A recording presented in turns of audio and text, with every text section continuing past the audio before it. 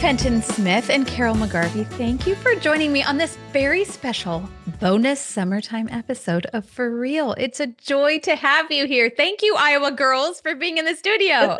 Thank you. We are excited. Oh, it's so much fun. Kay, you and I go a ways back in writer circles. We've known each other for a really long time. And Carol, I feel like I've seen your byline in, I think, some of my earliest memories when I would steal the Des Moines Register from my mother. Your byline was in that publication. So you girls bring a lot of experience and a lot of years to writing beautiful work. And I'm so excited to talk about your book, Baking Blue Ribbons, subtitle Stories and Recipes from the Iowa State Fair Food Competitions. Now listen, we have a lot of people listening from lots of different spaces. The Iowa people are going to hear Iowa State Fair and they will perk up. And the people who aren't lucky enough to live in Iowa for the fair, I think they're going to just get such a vision of what a unique jewel we have here. So my first question for you is, were you fair girls yourselves? I actually worked at the fair in high school. I can still smell the deep fat fry when I think about it, my forest green t-shirt. Sadly, the last day of the fair, when we changed out the oil, we found an entire layer of deep fat fried locusts in the bottom. Oh, Carol's so sweet. Oh, I'm sorry. You know what? I think it was extra protein. It was before bug protein was cool. So, did you two both grow up? I don't know your stories. Did you grow up in Iowa, and did you grow up going to the fair? Kay, why don't you start? So I definitely grew up going to the fair. I actually grew up in upstate New York. So my first fair was with my grandpa Fenton and my brother and sister and our family. And we went every year to the New York State Fair, which, since we love history and doing history for this book, I did not realize that the New York State Fair was actually the first official state fair that happened, started way back in the 1800s. But I just loved everything that had to do with the fair. That was just always exciting for me. I was a little girl, so I never entered anything. I loved to bake at that time with my grandpa and my mom. But then as an adult, moving to Iowa and then stepping into the Iowa State Fair, wow, I was blown away. And when I walked into the food department, it was like I found my people. I mean, did you? Oh, I just couldn't believe that it was all a food department and dedicated solely to cooking and baking and oh my gosh. And so, of course, immediately I had to learn all I could about it and start entering things and baking. You did. Competing in different competitions and learning a ton from men and women who are judges, who are the food superintendents. And so just an instant love with our Iowa State Fair Food Department. For me, it's a world within a world. It totally is. Yeah, the total Iowa State Fair. And as I think most Iowans who are in love with the fair, like we are, understand, we kind of all have our things. Right. Maybe you are the Midway and the giant corn slide. Maybe you are some of the agricultural contests and other things. Everybody has their thing. And definitely for me, my world immediately became the food department. And I've never looked back. I love it. Carol, what about you? I grew up in Iowa, but we did not come to the state fair that much. My father was the circulation manager in Perry, Iowa for the Register and the Tribune. That's literally a 7-day-a-week job. Think about it, And when the Tribune was around, it was twice a day that you had the morning Register and the afternoon Tribune. So we didn't get to do a lot of stuff like that. But when I was first asked, because of my job at the Register, and we're talking 39 or 40 years ago, to be a judge, like Kay, it just sort of envelops you. And this will be 39 or 40, and it's pretty fun. And I've done the big contests. I've done small ones. I have to do small ones now. I can't do the biggies, but I'll have a story about that later. But it's just a whole world, like you say, unto itself. It's just amazing. Totally amazing.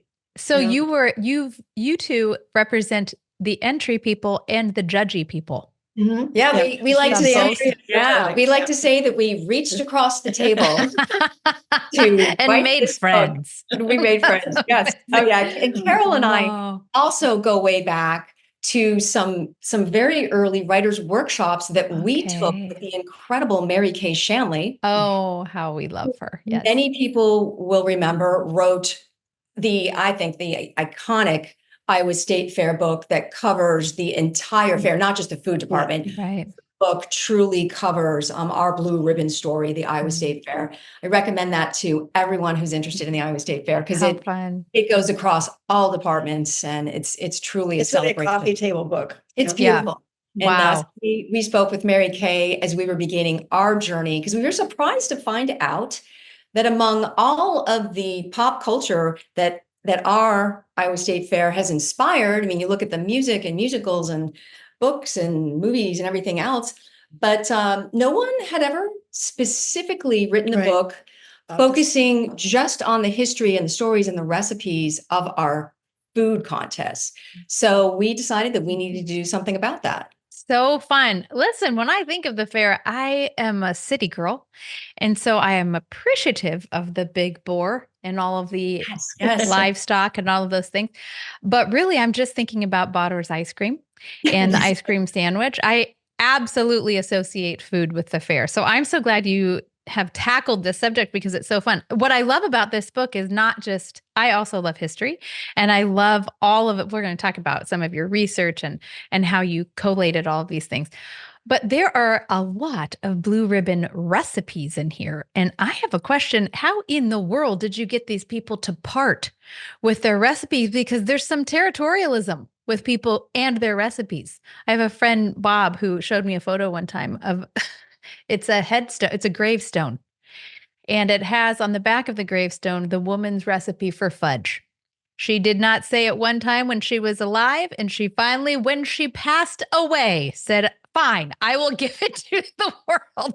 So there's some ownership for these recipes. Oh, for sure. I'm surprised people parted with them. Did you have any reticence? Did anybody say no? No, not really. And the Blue Ribbon Foundation literally let us use them, Wow. Because they become sort of like their property, I see. The Blue Ribbon Foundation. And actually, I wanted to show you on the cover of the book. Yeah, this is over here. This is Mary. What's it? Mary what? Mrs. Ponder. Yeah, Mrs. Florence. Ponder, Mrs. Florence Ponder. Anyway, she won Best of White Bread one year, and she wanted that on her tombstone. She did not. And it was on her tombstone. Yeah. So this is the thing. Yeah, she was in 1946. Yeah. This was the year that we came back from an unfortunate 4 years since World War. I'm going a little out of order here, but in World War II, these women, and then at that time it was only women.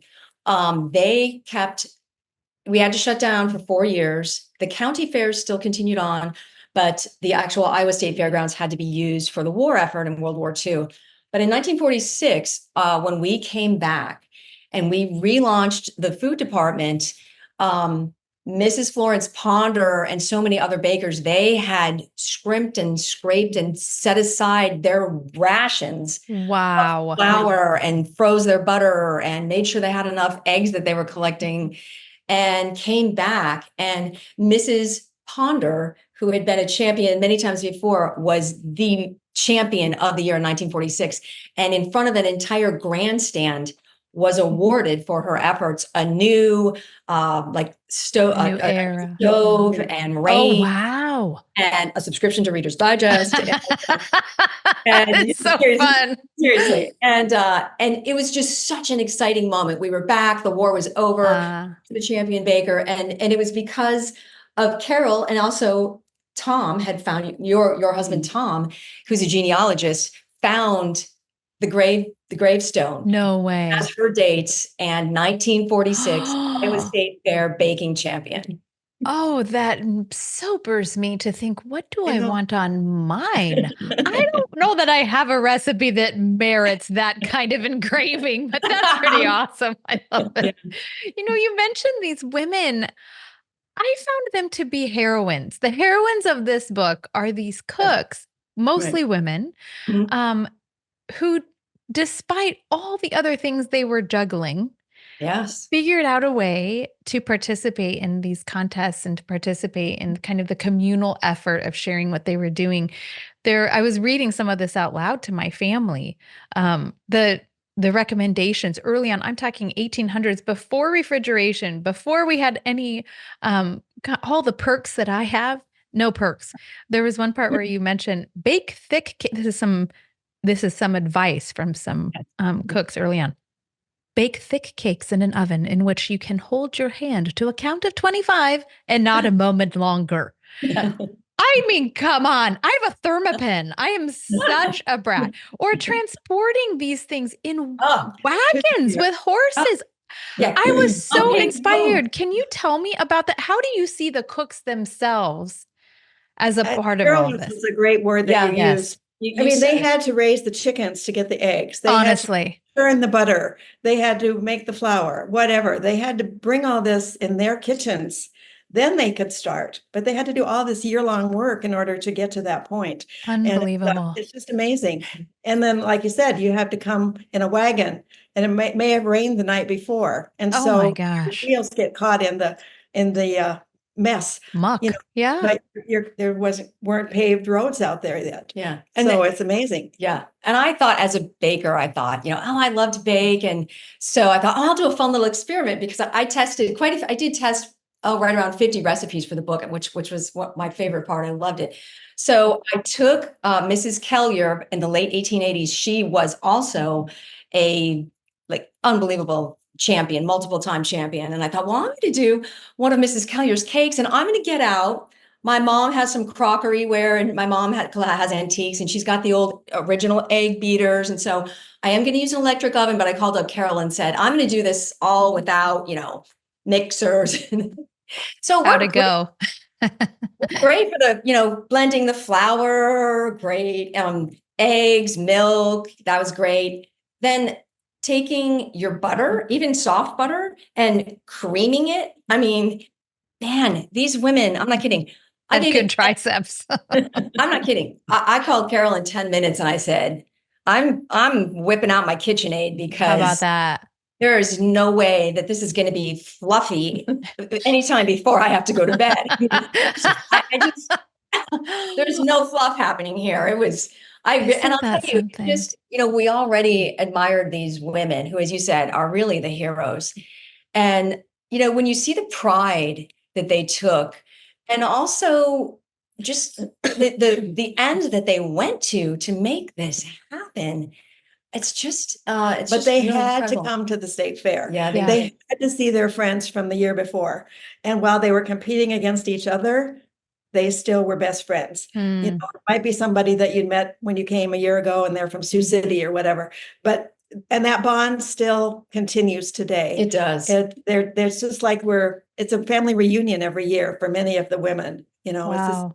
It's a good way to put it, because there are many of our fair friends who I really don't see during the year. But then when you pick up again on August 8th or August 5th or whatever, you're just right there again, as though it was last week. Yeah. Unbelievable. It seems like a sisterhood. Totally. And you write about it beautifully. I'd love to talk with you a little bit about the research process for the book, because you have beautiful images and recipes. It's kind of I feel like it brings the entire story to life, because while you have a clip from a baking powder ad from 1872, you also have a photo of a woman who's, as you said, holding her cookies or her cakes. And it's such a beautiful mix of the history and kind of the human interest, the feature of the people who were there. How did you research? Did you find unexpected sources that were super helpful? And how did you know when you were ready to write? Or did you research till the very last deadline and still keep sending things to your editor? Well, yeah, that was that. Oh, yeah. Well, the process, of course, when we really got into it, it was 2020, and Carol can talk a little bit about our special office space that we use, which is part of the story. Yes, it was in the middle of winter. Anyway, COVID was going on, raging rampantly, and we decided we didn't want to bring the germs into each other's homes. And so we set up an outdoor office every Tuesday morning at 10 o'clock. It was great in August and September. Yes, yeah. By winter, it was we were rained upon and snowed upon and sleeted upon, whatever. Oh my We goodness, used you guys are the heroines. Shelter house at Greenwood Park. Ah. And we spread all of our stuff that we gathered during the last week on the picnic tables, and then proceeded to carry on and see what we needed, what we had. And then of course we moved inside, you know. And then we would do our weekly conference calls. And getting back to what you mentioned about Carol and her 30 years at the Des Moines Register, it was so much fun for me to work with Carol on this, because I can't tell you how many times during the decades that you were covering the fair, I would start writing about a cook or a baker, and I would realize that my research material was written by Carol. So I'd call, guess, hey, yeah. I just found this amazing story, and I'm writing this new story for the book. And guess who wrote our source material? Someone named Carol from the Des Moines Register. That's amazing. And so that happened a lot. But we, yeah. But obviously things could not just shut down, as it couldn't for anyone. And we were very lucky to be able to, a couple of things. We were able to team up. We literally partnered with the Iowa State Fair and the Iowa State Fair Blue Ribbon Foundation. And the proceeds, by the way, now that we've had all of our startup costs, the proceeds now from the sales of the book 100% go back to not just the Blue Ribbon Foundation, but specifically to our food department. It's going back to the Elwell Family Food Center. And so it was just amazing working with the Blue Ribbon Foundation and Robin Taylor and everyone there, who gave us complete access to old art and old, as you will see through the book, posters from the 1800s and the early 1900s, and many of which had never been published in book form before. And it was really special. Yeah. It was just wonderful. And we also did a lot through newspapers, as you will see. And a lot of the stuff, of course, from the early years, that was easier to access because the copyright, had expired because it was so long ago. And what we didn't realize, we knew obviously that this was a culinary journey. It was an Iowa journey, but what we didn't realize right at the beginning was that it was also women's history. So you've got Iowa history, state fair history, and a lot of really, I think, an amazing piece of women's history. And not only what they were cooking, but how everything that was happening, whether it was World War I or whatever it was shaping their lives and what they were doing to manage their homes and manage their farms. And even in the very first state fair in 1854, while you had, the most important thing happening for Iowa, which was taking a first step, become a major agricultural powerhouse, and the men were learning all of the latest techniques in farming, the women were also sharing all of the latest techniques for running a family and managing these farms and keeping all of this going behind the scenes. And those were the stories that we really wanted to honor. And as you alluded to earlier, Kimberly, that these women, these women were heroes. I mean, they think of everything that they had to do just in their average everyday lives, and then to take that pride and for it to mean that much to them, to make not only a loaf of bread or a pie, but a really special, unbelievable bread or pie that was for the state fair, that really came through. And during all of this, I have said that this is 3 books in one. It's a history book. It's a book about volunteers and cooks, bakers, everyone who, many people who have their own stories that they brought to the fair. And then thirdly, it's a cookbook. And so even if you're not a cook, hopefully you're a history buff. You like to read that part, or you love to read the human interest stories of the people who are bringing their stuff every year, or you're a cook, and maybe you're all 3. And so that's sort of the modus operandi that we worked on, and it was, we also went to the State Fair archives, which is in the basement of the administration building. I didn't even know it was down there. They've got boxes and boxes and books and books and books. We went through everything. Wow. We went to the downtown library. They've got their own history of the State Fair. And so we kind of tried to mesh all these things together for our research. It was pretty amazing. And even in Iowa City, a lot of people don't realize that in the 1800s, in the eastern half of the state was really where the fair kept traveling around. And so the Iowa City University of Iowa Library also has an incredible archive. And it was amazing with your little white gloves to hold on to these very first books from the 1850s, or the first books that would show all the contests and what they were going to be and what they were called. So even just looking, like Carol was saying, through all of these books, which are called premium books, listing all the contests, just seeing that trend of what the new contests were going to be kind of wrote a culinary arc all on its own. And then we were able to follow that, like you said, Carol, with the stories of the specific women and later the men.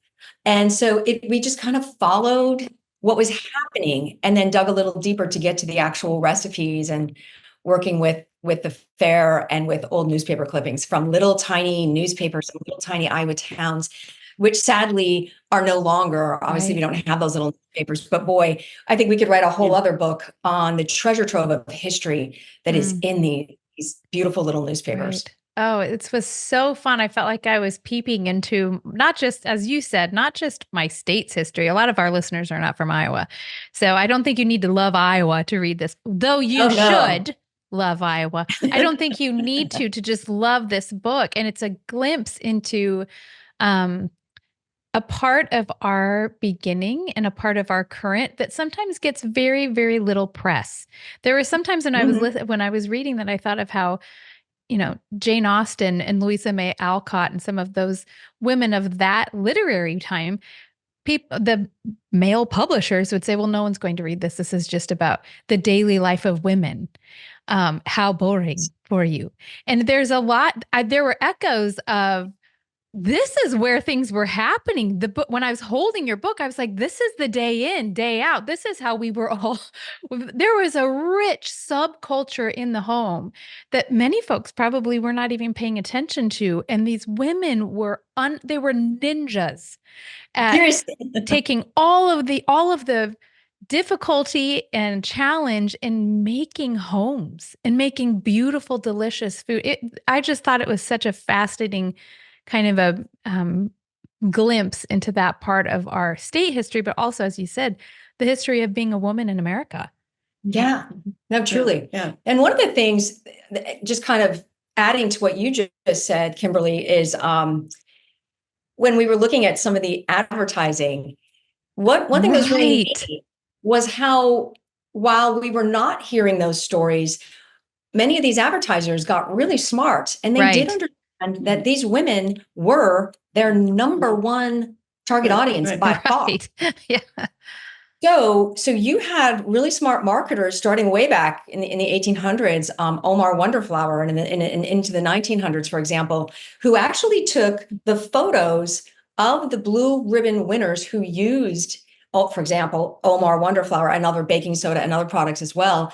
And they would list, you'll see in the book, how many blue ribbons were won this year by this particular flour or particular baking soda, and those women's names and their recipes. I love that. Celebrated like local rock stars in the culinary world. So fun. And it was really cool. And in 1900, the Des Moines Register ran a full series of signed recipe cards, and you'll see about a half a dozen of them that we featured in the 1900 section.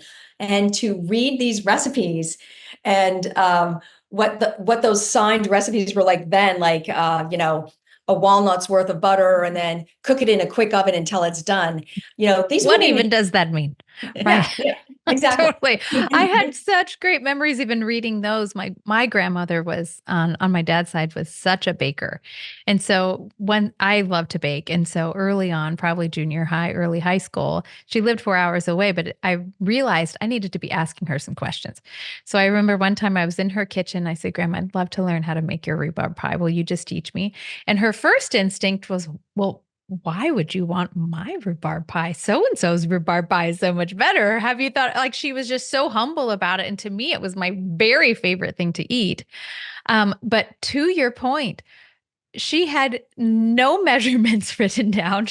I had to follow her around with my measuring cup and with my scales teaspoons, tablespoons, because she would just look at it, because she'd been making pie crust since she was 5 years old, and she was one of many kids, and that was her job.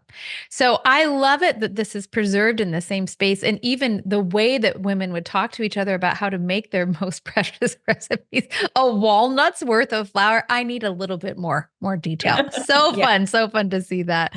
As I've read, you better believe it, girls. I have a note on my phone with the title of your book, and I have a whole list with page numbers of all the recipes I am going to try out of this book. So it is so fun for me. Thanks for putting it all together. I know that was a ton of work. Before I let you go, I have a quick question for you that's kind of a philosophical question. Actually, no. Before I let you go, I have two questions. First is, Carol, you let us know that there has been a change. You gave a cliffhanger.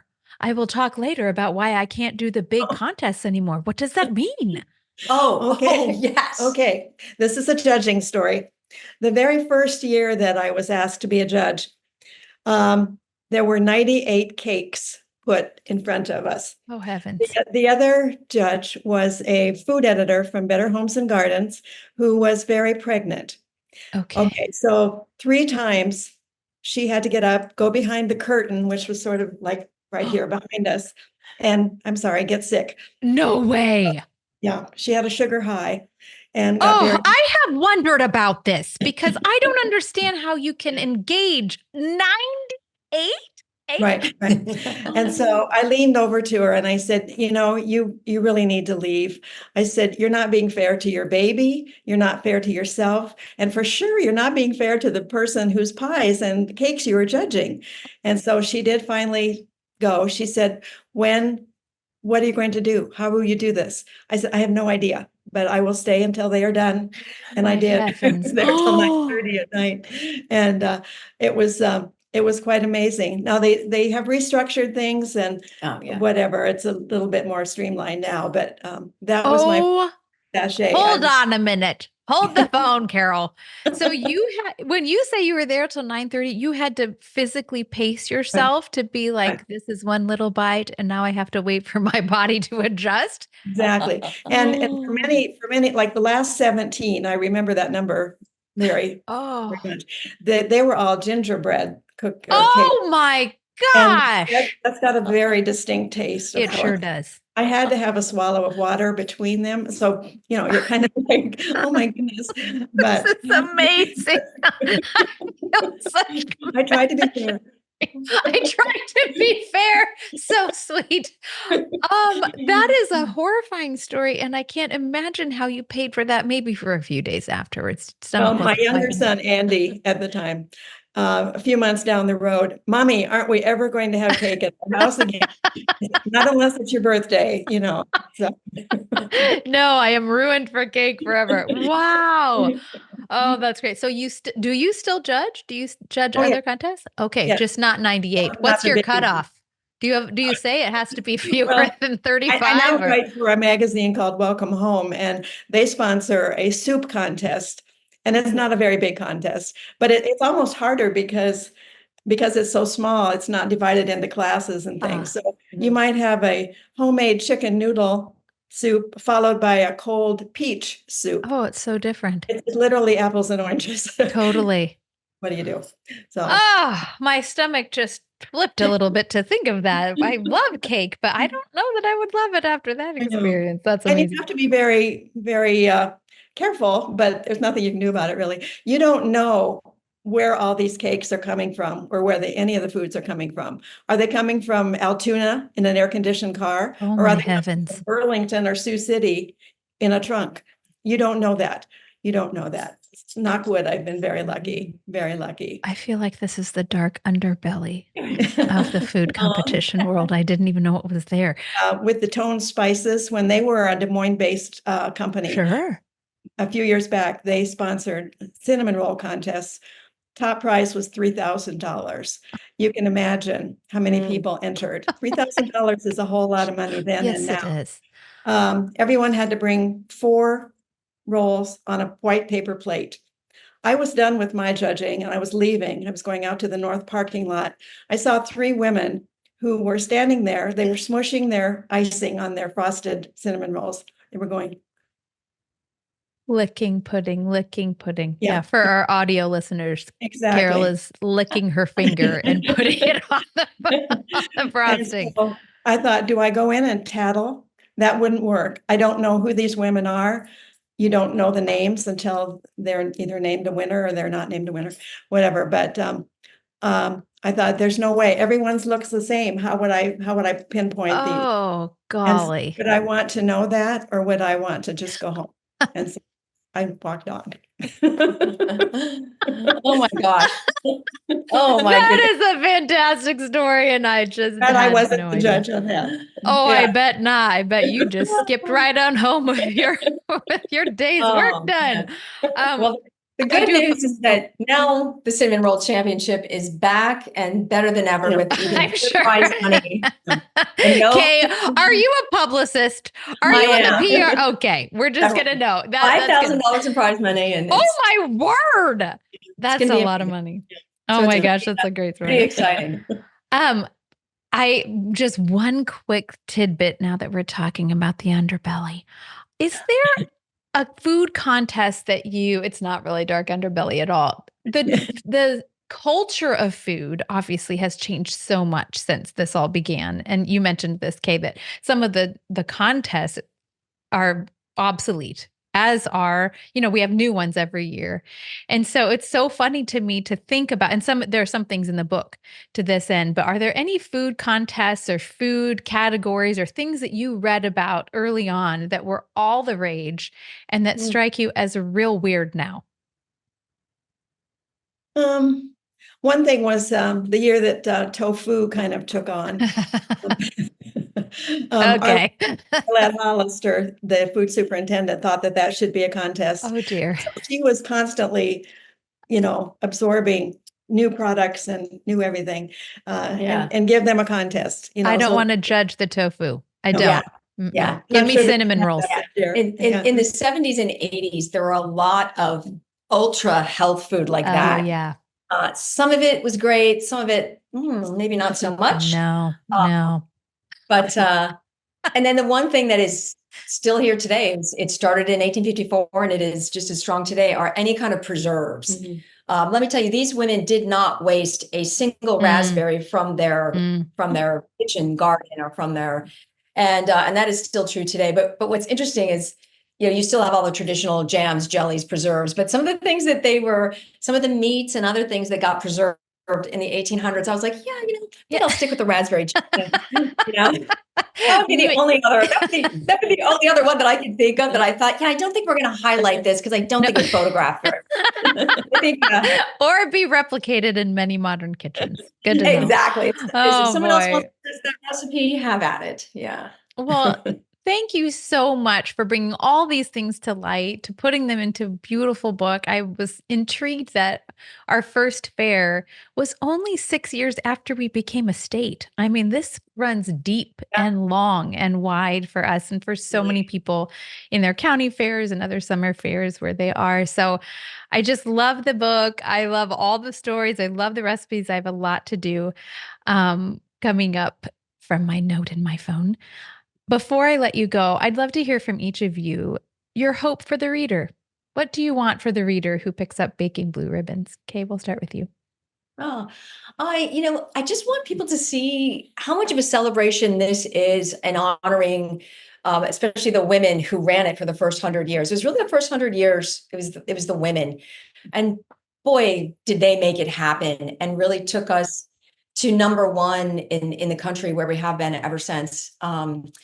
And, to celebrate that legacy, but also to look at today. This isn't just about celebrating the past.